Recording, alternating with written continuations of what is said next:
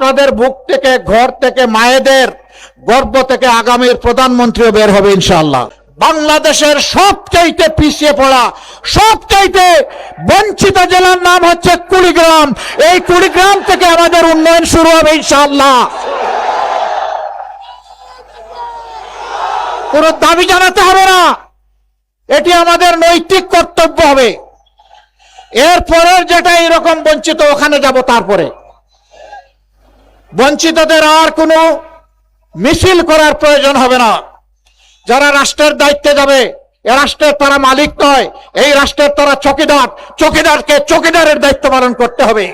ভাই ও বন্ধুগণ, আমরা ইতিমধ্যে ঘোষণা করেছি ইনশাআল্লাহ এই উত্তরবঙ্গকে আমরা কৃষি শিল্পের রাজধানীতে পরিণত করব ইনশাআল্লাহ। আমাদের যুবকরা কাজ পাবে, যুবতীরা পাবে, মায়েরা পাবে, ভাইয়েরা পাবে। কেউ সেদিন বেকার থাকবে না ইনশাআল্লাহ। যখন কৃষি বিপ্লব এখানে হবে, তখন সবাই কাজ পেয়ে যাবে।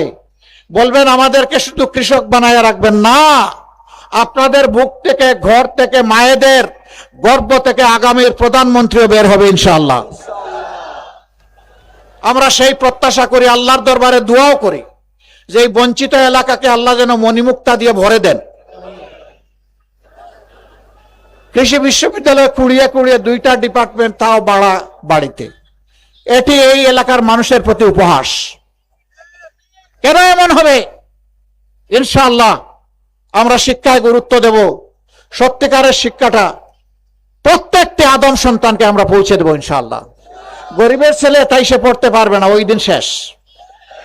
এই গরিবের ছেলের ভিতর থেকেই বের হয়ে আসবে আগামী দিনের নেতৃত্ব ইনশাআল্লাহ। ওই মেধাগুলোকে বিকশিত করা হবে রাষ্ট্র এবং সরকারের দায়িত্ব। আমরা আল্লাহর উপর ভরসা করে ঘোষণা দিয়ে যাচ্ছি।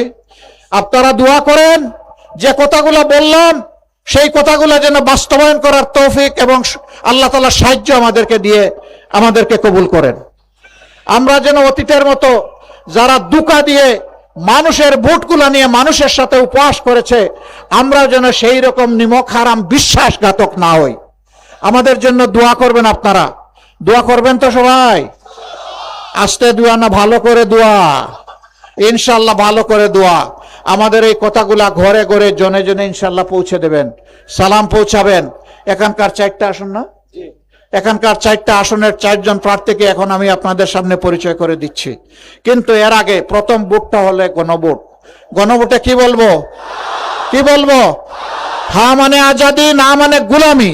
আজাদি না গুলামি, আজাদি না গুলামি। ইনশাআল্লাহ 12 তারিখের প্রথম ভোট হ্যাঁ। সারা জাতিকে, কুড়িগ্রামবাসীকে নিয়ে, সবাইকে নিয়ে।